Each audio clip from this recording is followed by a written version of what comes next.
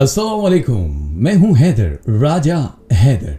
एक और आपके सवाल के जवाब के साथ हाजिर हुआ हूं। आपने एक सवाल किया बहुत सारा लाइव मेरे शो में भी, और ईमेल भी करते रहते हैं आप। द राजा हैदर @hotmail.com पे मेरा फेसबुक है, राजा हैदर ऑफिशियल। उसके इनबॉक्स में भी आपने मैसेजेस किए, और जो मेरा यूट्यूब पर लाइव शो चलता है हफ्ते में 3 दिन, उसमें भी यही सवाल पूछा गया है कि वो लोग जो किराए के घरों में रहते हैं उनका अपना जाती घर कैसे हो, यानी उस मकान से निकल के अपनी जाती एक रिहाइश गाह किस तरह से होनी चाहिए। इसका कोई वजीफा बता दें, क्योंकि हमने बहुत कुछ पढ़ा है लेकिन असर नहीं हुआ। मैं फिर यही कहूँगा कि जितनी भी चीज़ें मैं बताता हूँ बड़ी मुस्तनद हैं, और 1400 बरस से जो सीना बसीना चलती हुई आ रही हैं, और फिर फ़कीरों और कलंदरों की ज़बान से अदा होके हमारे तक और हमसे आपके दिमागों तक चली जाती है। आपका भी फ़र्ज़ अवलीन है कि इसको ज़्यादा से ज़्यादा फैलाएं। आज मैं बता रहा हूँ कि जो लोग किराए के मकान में रहते हैं वो अपना ज़ाती घर किस तरह से हासिल कर सकते हैं, और बहुत जल्दी हो जाएगा। लेकिन फिर एक बात कहूँगा, थोड़ा प्रैक्टिकल होने की ज़रूरत है। बहुत सारे लोग ये कहते हैं कि जब आप बहुत शदीद बीमार हैं तो आप लोगों को बस कोई एक वजीफा पढ़ना है और आपकी वो बीमारी चली जाएगी। फर्ज करें कैंसर का मसला है, हार्ट अटैक है, बाईपास होना है, ब्रेन में कोई ट्यूमर है, खुदा न खास्ता अल्लाह आपको इन बीमारियों से बचाए। तो अगर ऐसा है तो ये दुआओं से नहीं जाएगा, या तो फिर हमारी जो कल्ब है इतने रोशन हो, हमारा राबता उस अल्लाह के साथ, उसके हबीब के साथ इतना स्ट्रांग हो कि हम बात करें और वहाँ से कुन हो जाए। ऐसा मुमकिन नहीं है। दुआ और दवा दोनों साथ साथ चलती हैं। अब ये नहीं है कि जो लोग कहते हैं कि हमें इम्तिहान में कामयाबी का नुस्खा बताएं और खाली पेपर देकर आ दें। मुआवजा नहीं होगा इस तरह। आपको अपनी एफर्ट करनी है जहां तक आप कर सकते हैं, और उसके बाद आप रब पे छोड़ देंगे फैसला उनका। फिर से कहूंगा कि माली हैं आपने लगाने हैं बीज, फल फूल देने हैं उस मालिक ने, वो दे या ना दे।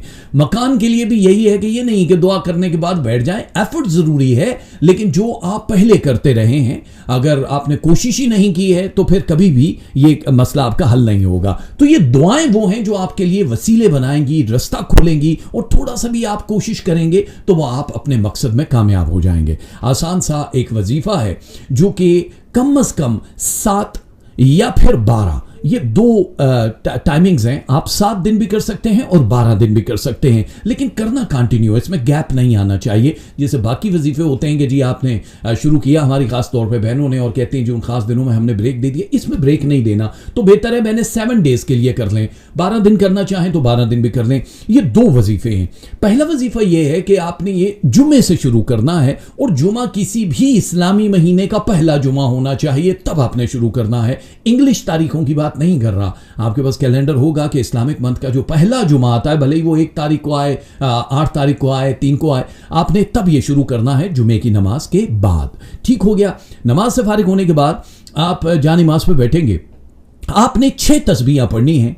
6 तस्बीहां 600 दफा पढ़ना है। 6 तस्बीहां क्या पढ़नी है? अब ये 2 तरह की अलग अलग वज़ाइफ हैं। पहले आपने एक जो तस्बीह का दाना है उस पर परवरदिगार के 3 इस्म मुबारक पढ़ने हैं, या कादिरो, या खालिको, और या गनियो। या कादिरो, या खालिको, या गनियो, ये तीनों आप लिख लें। या कादिरो, या खालिको, या गनियो, ये एक दाने पे पढ़ना है आपने। शुरू में आपने अव्वल 3 बार दरूद शरीफ पढ़ लिया है, और आपने वो तस्बीह शुरू कर दी, एक कंप्लीट की, फिर दूसरी की, और इसी तरह 6 तस्बीहां कंप्लीट करने के बाद फिर आपने 3 बार दरूद पाक, फिर आखिर पे छोटा या बड़ा दरूद इब्राहिमी, जो भी आपको सही लगता है वो दोनों आप पढ़ सकते हैं। पानी पे दम करना है। वो जो पानी है वो आपने 2-2, 3-3 कतरे जो हैं वो अपने घर के चारों कोनों में, भले ही 4 जो कमरे हैं हर कमरे के चारों कोनों में छिड़के, लेकिन जमीन पे ना गिरे, और जो पानी बच जाए वो पी ले। ठीक है, जो भी कोई तस्बीह करे, ये कोई भी कर सकता है घर पे। ये 7 दिन या 12 दिन आप कर सकते हैं। वजीफा नंबर 2, दूसरा वजीफा क्या है? ये भी बड़ा मुस्तनद है, लेकिन ये क्योंकि थोड़ा तवील हो जाता है इसलिए लोग ये ज्यादा नहीं करते हैं। ये वजीफा 7 डेज का है और अगेन 12 डेज का है।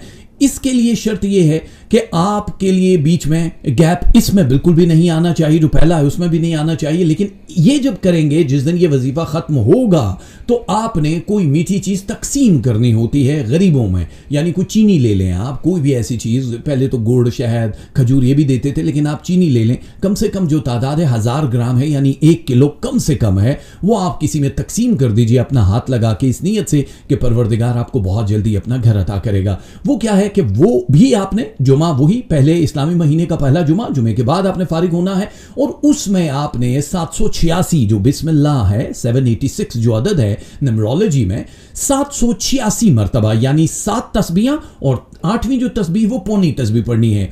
बहुत सारे लोग कहते हैं कि जी 8 पढ़ लें, लेकिन 786 आपने नोट कर लेनी है। 786 टाइम आपने सिर्फ बिस्मिल्लाह का विर्द करना है। अव्वल 3 बार दरूद शरीफ पढ़ना है, फिर हर दाने पे बिस्मिल्लाहिर्रहमानिर्रहीम बिस्मिल्लाहिर्रहमानिर्रहीम बिस्मिल्लाहिर्रहमानिर्रहीम, और 786 टाइम आपने ये तस्बीह पढ़नी है। ये 7 डेज के लिए है, और आप 12 डेज करना चाहें ठीक है, लेकिन इनफ होता है 7 दिन के लिए। फिर आप देखिएगा कि परवरदिगार अपने खजाने से कैसा आपको अता करता है, और आप अपनी जायदाद बाय कर सकते हैं। आपका अपना एक सर छुपाने की जगह होगी। मेरे दिल से निकलती हैं दुआएं। और भी अगर कोई सवाल, कोई वजीफा पूछना चाहें तो आप जरूर पूछ सकते हैं, मैं बहुत जल्दी आपको उसका जवाब दे दूंगा।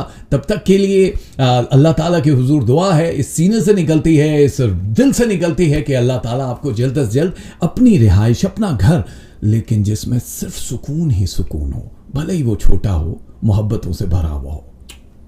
पामाने खुदा।